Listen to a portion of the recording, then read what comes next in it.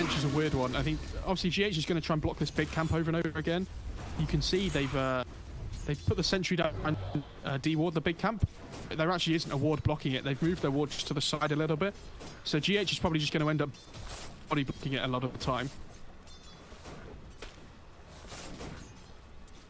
I want to make sure that FNG on this Enchantress can't enchant anything of value or enchant anything really at all. One more shot, 10 stacks of sticky napalm. Gets first blood, pops the salve, stays in lane, and Weeha already finding himself a kill in this lane. This is, of course, a big change from giving up first blood in game 1.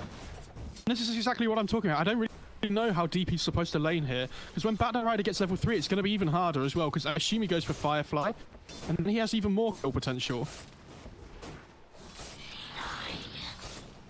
Weeha's going to have the bottle really soon as well. Yeah, he's got it coming out in the courier now. And that sets him up for this lane, like, you know, especially if he can secure that 4-minute room, which I think is going to be very important, so you'll probably see GH rotate. Meanwhile, top S4, the Fatal Bonds, ends up dead. So right away, Nigma on the right foot, recreating the magic that they had in the early parts of the first game. So this is something we talked about in the first game, though. It's really important for Nigma that they don't let the Radiant side get level 2 first in this lane, because when they get the Iron Shell and the Surge, it's really difficult for the Spectre and the Warlock to, like, offer a kill threat. So they push the lane in really hard early on with the Fatal Bonds, and they hit their level 2 and they just go on the Darkseer before he gets his.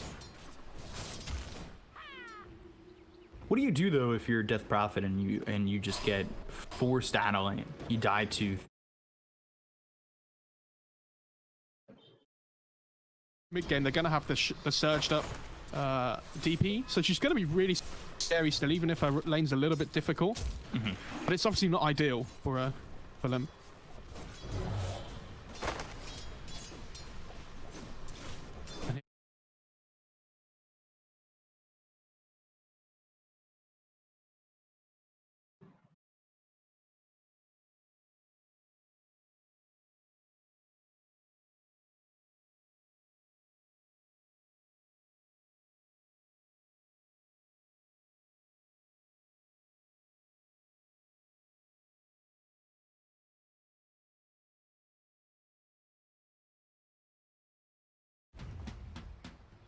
That's the thing, these Crypt Swarms keep coming out, but 4 stacks of sticky napalm. All you've got is a shared tango. Limp can't exactly keep himself too close as he continues to taunt, but he's still 16-2, so he's CSing pretty well, despite the fact that the harassment feels like a lot from Weeha.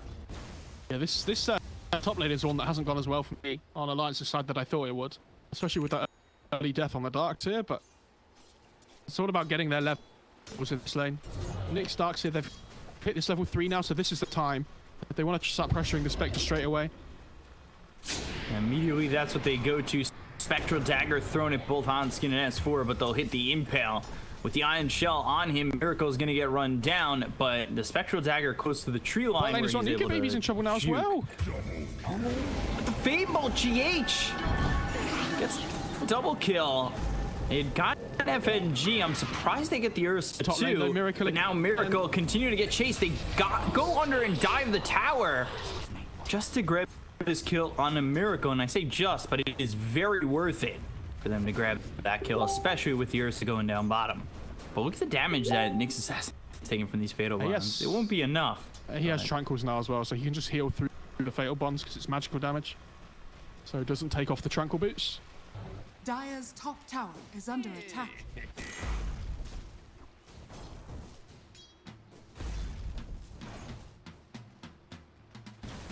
I really needed that kill onto Miracle up towards top. Get this creep as well, just zoning out of bot lane. FNG. He's gonna go down. Dies over mid, and then Weeha finally falls. Hanskin makes the rotation, but that is the second time that Luke dies. You're losing FNG again, and it's becoming very apparent that their lanes aggressively and succeeding. But now for under 2-1 tower, he is in a lot of trouble. Decides to go into the trees to try and juke, and will eventually just get run down. Armin getting credit for the kill. Well played by Nigma. They recognized that the Nyx went mid to try and help the DP, so they punished the Darkseer straight away. But this lane's really difficult now for Limp. Batrider's actually going to rotate bot here. He gets stunned up by the neutral. But he has lasso now because he's level 6, so Nico Baby's going to just probably end up dying here. Oh, perfect flame break into the lasso. They've got the control. There's the burrow strike. Nico Baby falling and continuing to extend that lead here for Nigma. So this is the rotation that we saw Weeha do last game. Do you remember when he tried to do it against the Slark and it didn't work? Yep. But this time it's the exact same thing, but he manages to get it to work. Tansky in a little bit of trouble here. Got a couple of stacks. Just coming over, but he's got Spike Carapace.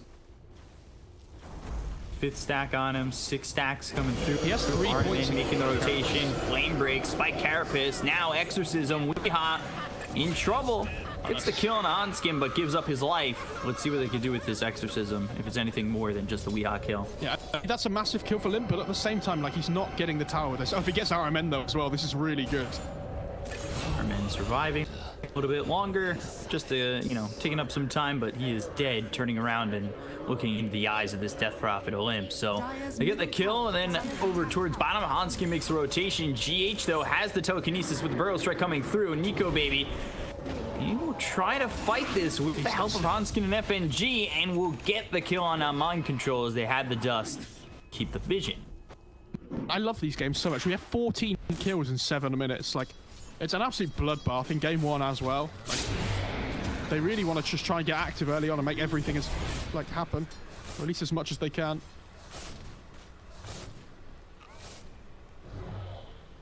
Taking a lot of damage up in the top lane. But S4 forced to retreat. And drums early for Miracle. Oh, he went drums before boots as well. Okay.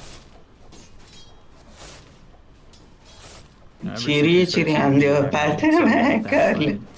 to have switched to the more popular build of the drums. Oh, look at Weeha here though. He wants Limp so badly. He knows that Limp has no mana as well. First strike hits Hanskin, and DP. You know, that's just to really get away from the hands of the Ursa. They've got the lasso onto the Death Prophet. 4 stacks of sticky napalm. Weeha gets another kill here. He's now sitting 5 and 2, and this time a kill deep onto the Radiant side doesn't cost him his life. Gets a haste route as well.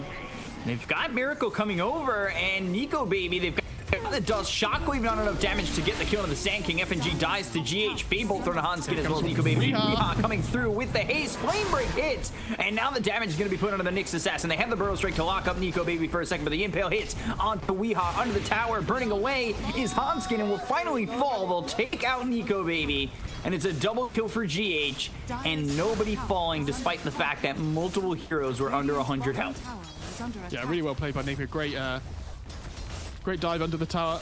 Mind Control, I thought he was going to die to the Ursa, but like you say, he got really low without actually falling. So really, I want to say kind of fortunate for Weeha though. He manages to get the kill on the Limp DP, which is great, but then he finds a haste room, which allows him to come down into this bot fight. It was the main reason this Nyx and the Ursa end up dying. Dire's top tower is under attack.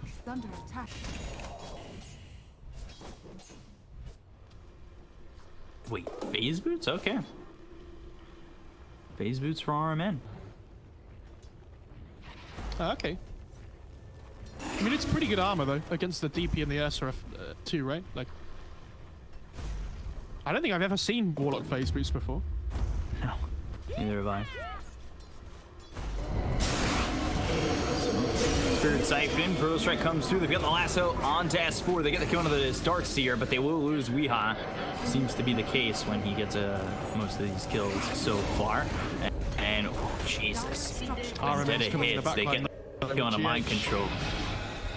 Telekinesis. Oh God, the Stolen Vendetta! So I'm pretty sure what just happened there was basically when you cast Vendetta. Well, hang on. I'll let Limp try and finish off his Exorcism usage here.